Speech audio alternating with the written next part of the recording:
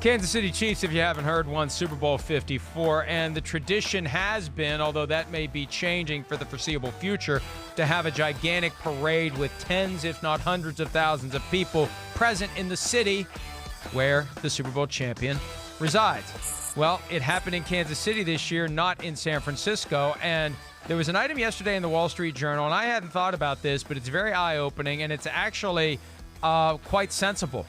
Because the coronavirus was beginning to show up in the Bay Area at the same time the Chiefs beat the 49ers in the Super Bowl, by blowing the 10-point lead in the fourth quarter and not winning the Super Bowl, there wasn't a parade in San Francisco. The hundreds of thousands of people who would have been pressed together in tight spaces in San Francisco weren't there, and it kept the virus from spreading the way that it could have and saved lives. It's a very simple chain of logic. Apparently, there was some big event in Philadelphia during the Spanish flu, and that ended up being a tremendous opportunity for the virus to spread then, and it makes sense. So, you know, the 49ers lost, but San Francisco won because they didn't have that giant parade right at a very sensitive time in the spread of the virus throughout the Bay Area.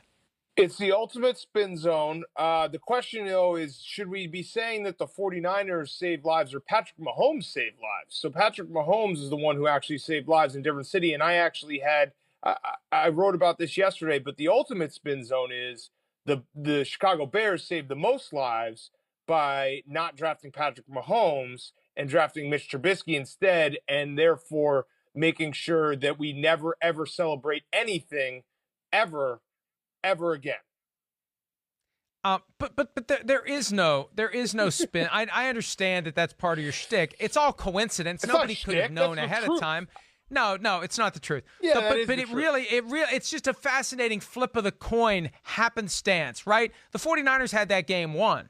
They win that game, they have that parade. It's a far different outlook over the past 8 weeks than we would have had if you had all those people clustered together in San Francisco for that parade. And we all would have been oblivious to it at the time. We would have looked back to it like we're looking back at Mardi Gras as the origination point for what has become a very bad development and a hotspot, and way too many illnesses and deaths from the virus that was spread because of Mardi Gras. And we just didn't know. It was during that time that we were all kind of oblivious to it. Even though we were aware that there was this vague threat out there, no one really woke up to it until March 11 when they shut down the NBA. Then all of a sudden we became experts in the virus, and we had a different outlook on life that we were all oblivious to before that. Listen, if you're a 49ers fan and you're not going around saying, what's more important than Super Bowls? Lives, human lives, then you're not really a 49ers fan, because this is basically what you can say now for the rest of the time. Like, yeah, we didn't want to win that Super Bowl. We wanted to save lives. Thank you, world. The world should thank us for, having Richard Sherman get torched in the fourth quarter and having Patrick Mahomes be incredible and missing Emmanuel Sanders on that bomb. That is the long play by the 49ers. They should be commended. Maybe the Congressional Medal of Honor.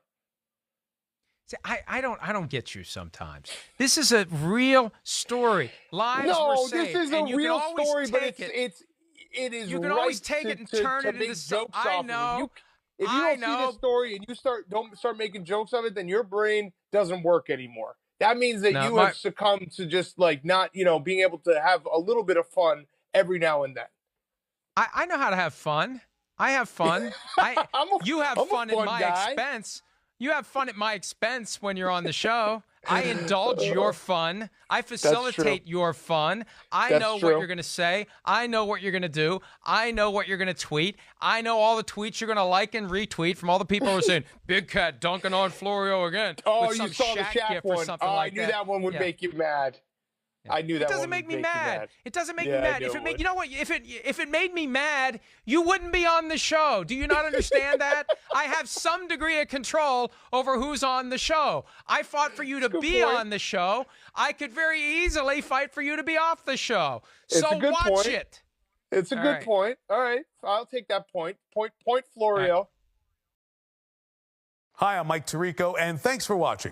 Make sure to hit subscribe for the latest news and highlights from NBC Sports.